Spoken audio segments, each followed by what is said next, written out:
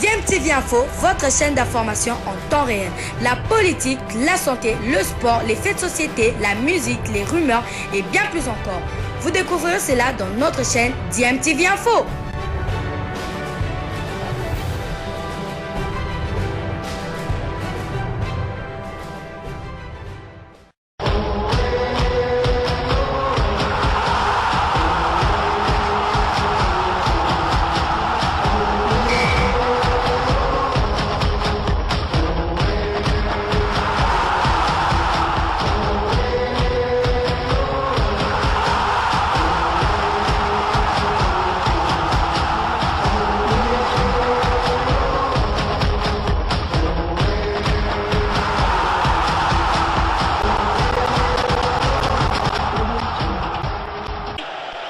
Vous êtes sur DMTV, bonjour ou bonsoir, tout dépend de l'heure à laquelle vous nous suivez. Tout le plaisir est pour nous de vous retrouver, mais surtout de savoir que vous êtes nombreux en train de suivre votre chaîne YouTube DMTV. DMTV qui vous propose de revenir sur la sélection nationale de la République démocratique du Congo football.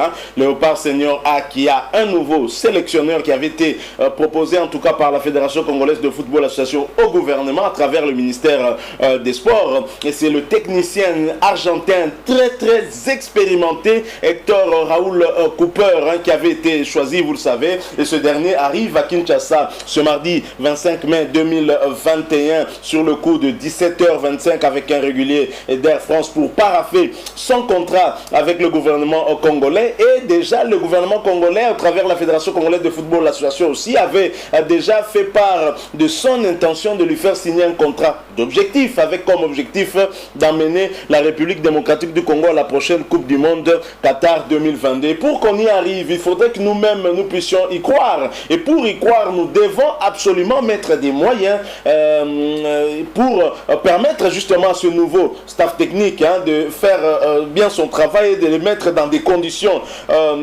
susceptibles de lui permettre aussi de réaliser bien évidemment cet objectif.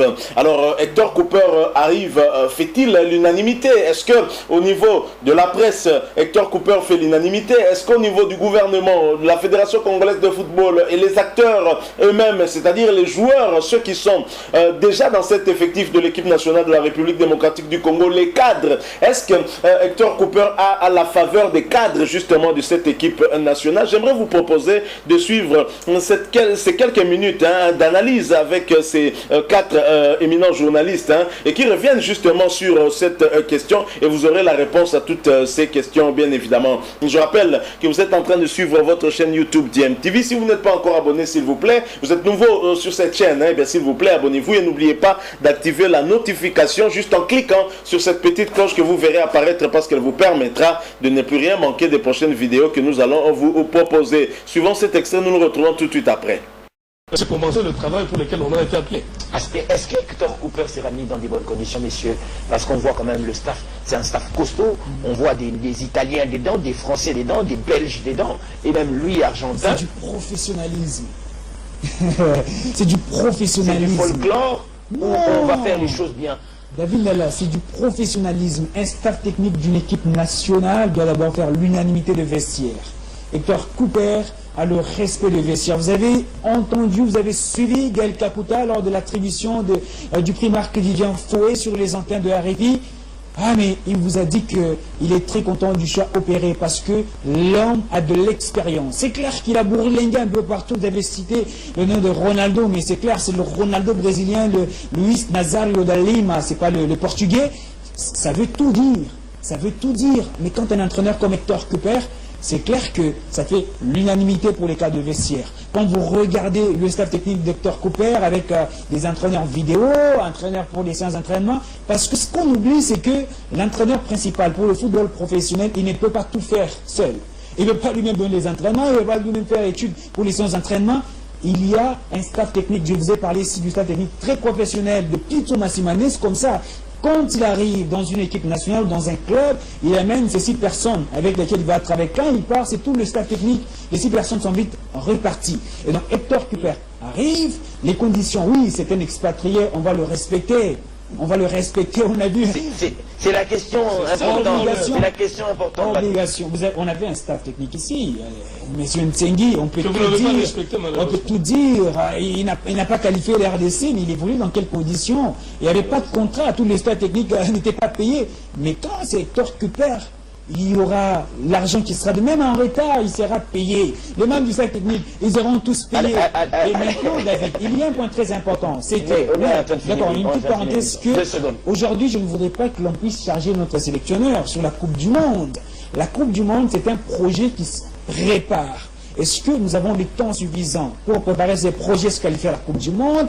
Ou on peut carrément dire à monsieur, tu arrives, notre priorité c'est la Coupe d'Afrique des Nations qui va arriver après la Coupe du Monde. C'est vrai que des gens ils vont dire des choses à la maison, mais je m'assume. Pour la Coupe du Monde, je pense que c'est très prématuré de mettre en place une équipe homogène, d'aller chercher cette qualification. Alain Salou, Hector Cooper. Hector Cooper, est-ce qu'on va le mettre dans les conditions? Ça c'est très important parce que Patrick évoque un élément très important de la nature du Congolais. Il dit que même en retard, on va le payer. Ce qui est vrai, c'est que Hector Cooper et toute sa bande aura signé un contrat d'objectif qui sera défini par le gouvernement congolais, la fédération congolaise. Donc, d'une part, le Congo a tout intérêt de respecter les clauses, les contrats. Nous regrettons malheureusement pour les cadres nationaux, ça n'a pas été respecté. Mais vous allez voir, avec un expatrié, on aura même à payer anticipativement, 12 mois à l'avance. C'est un manque de respect vis-à-vis de nous-mêmes. Ça, on le regrette. Je pense que dans l'avenir, il y a des leçons à tirer pour que nous soyons nous-mêmes aussi capables de nous revaloriser. Maintenant, l'Argentin qui arrive aura sûrement des défis à relever parce qu'il aura à battre la performance, c'est ça le défi réalisé jusque-là dans l'histoire des sélectionneurs de la RDC, les dernières décennies par Florent Ibenge. Nous voulons le voir qualifier les pays à la Coupe du Monde, Qatar. Nous voulons le voir, pourquoi pas amener plus loin, gagner. Non, c'est pas prématuré. On va mettre tous les moyens en place pour lui donner la chance. Sinon, n'allez pas me dire que le Congo, c'est ces pays-là qui n'ont pas d'ambition. Moi, j'ai dit, loin s'en faut. Nous sommes un géant, nous devons être costauds aussi en termes des ambitions. Allez, on est en train de... Le Congo est grand. Ces millions-là, on n'aura pas à jeter par la fenêtre. Messieurs Hector, vous êtes les bienvenus. Résultat, contrat d'objectif. Merci beaucoup, merci beaucoup. On espère toute une cérémonie de l'organisation de la signature, un contrat de Hector Cooper, et on va le suivre. Allez, Hector Cooper, et c'est lui qui a qualifié les pharaons d'Égypte. Après 28 ans, eh bien c'est toujours possible. Les Égyptiens ont vécu ça. Peut-être les Congolais attendent aussi une Coupe du Monde République démocratique du Congo contre le Portugal, si c'est possible. Allez, Jean-Pierre Kadima, Alain Salou, Patrick Lopita. Voilà, nous sommes de retour. Vous venez de suivre là ces 4 journalistes, dont Patrick Lupika, justement, dont les propos sont très intéressants, puisque Patrick Lupika estime que Hector Cooper aurait déjà la faveur du vestiaire, au travers, en tout cas, certains cadres de cette équipe nationale. Il a donné l'exemple de Gaël Kakuta, que j'ai personnellement suivi lors de cette émission, où justement il était invité à la suite de cette récompense qu'il a reçue, meilleur joueur africain de la Ligue 1 du championnat français de première division. Il a reçu le prix Marc-Vivien Fouet, décerné par Radio France Internationale ainsi que France 24. Et c'est vrai que parmi les questions qui ont été posées à Gaël Kakuta, c'était justement la question sur le changement au niveau du staff technique de la RDC avec l'arrivée du technicien argentin Hector Cooper. Même si Gaël Kakuta ne le connaît pas très bien, mais il a affirmé qu'au vu en tout cas de son palmarès, il est clair que c'est un entraîneur, c'est un grand entraîneur, un entraîneur qui a fait ses preuves dans le monde du football, aussi bien en club que dans des équipes nationales. Il a eu à jouer 2 finales de Ligue des Champions de suite avec le club espagnol de Valence. Il a eu à atteindre la finale avec l'Égypte lors de cette CAN 2017, et il a eu aussi à ramener l'Égypte en Coupe du Monde Russie 2018 après 28 ans. Je pense que ce n'est pas rien, et n'en déplaise en tout cas ces détracteurs, certains journalistes congolais qui auraient aimé peut-être voir un coach avec qui il serait en très bons termes, mais qui sont mal à l'aise de voir ce technicien argentin arriver. Alors selon cette analyse de Patrick Lupika, bien évidemment, analyse que je partage aussi, je pense que beaucoup de joueurs, des cadres de cette équipe nationale congolaise voient d'un bon oeil la l'arrivée du technicien argentin, ce n'est pas n'importe qui. Un coach qui a entraîné Ronaldo, le Brésilien, je ne parle pas de Cristiano Ronaldo, l'actuel président du club espagnol de première division, Valladolid, ce n'est pas n'importe qui. Celui qui a entraîné Hernan Crespo, qui a entraîné Mo Salah, ce n'est pas n'importe qui. Je pense qu'il a de la matière et c'est un entraîneur des défis parce qu'il a pu ramener l'Égypte à la Coupe du Monde Russie 2018 après 28 ans. Je crois que ce qu'il a pu faire du côté de l'Égypte, c'est possible qu'il le fasse ici à condition qu'on mette des moyens. Les moyens, ce n'est pas seulement en termes de sa rémunération parce qu'il sera payé. La RDC ne va pas en tout cas jouer avec le feu au risque d'être sanctionné par la FIFA si jamais cet entraîneur arrivait à porter plainte au cas où son contrat n'était pas respecté. Mais les moyens dont il est question ici, c'est de respecter son programme de préparation parce que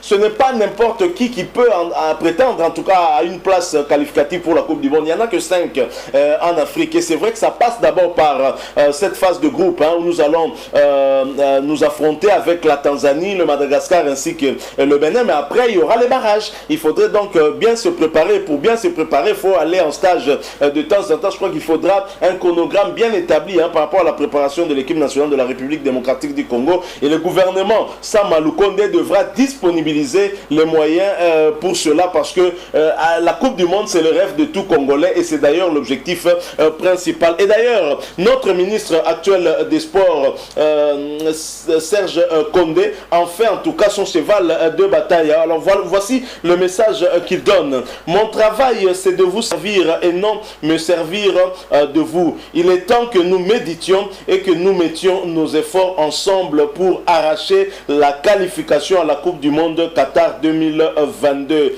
Ministre des Sports Serge Condé. Le message est très clair pour ce ministre des Sports. Nous voulons aller au Qatar en 2022 et cela pour la deuxième fois de notre histoire et c'est possible. C'est possible si nous y travaillons. Je ne suis pas en tout cas tout à fait, je ne partage pas le point de vue de Patrick Lupika qui depuis longtemps estimait qu'on n'avait pas suffisamment de temps pour nous préparer pour aller en Coupe du Monde. La CAF a reporté les éliminatoires de la Coupe du Monde pour le mois de septembre. Il estime qu'on n'a toujours pas de temps. Je ne sais pas pour Patrick Lupika combien de temps faudrait-il à un pays pour préparer les éliminatoires d'une Coupe du Monde. Mais moi j'estime que le temps on en a, on peut bien se préparer à condition que l'État puisse disponibiliser les moyens nécessaires pour cela. Ce n'est pas n'importe quel objectif. On ne va pas donner cet objectif à Hector Cooper par hypocrisie pour plaire à l'opinion. Si c'est réellement ce que veut le gouvernement, ce que veut le chef de l'État Félix-Antoine Tshisekedi, j'ose croire qu'on donnera des moyens à ce staff technique de réussir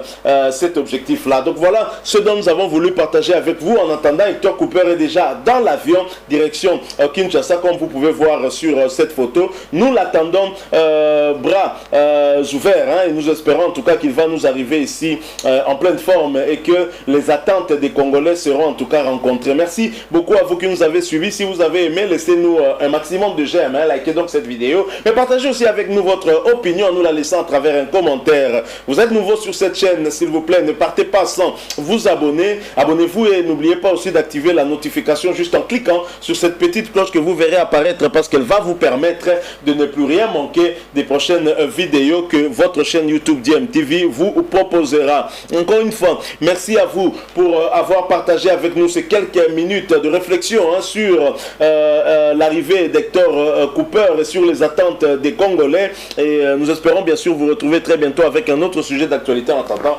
portez-vous bien. DMTV vous dit au revoir.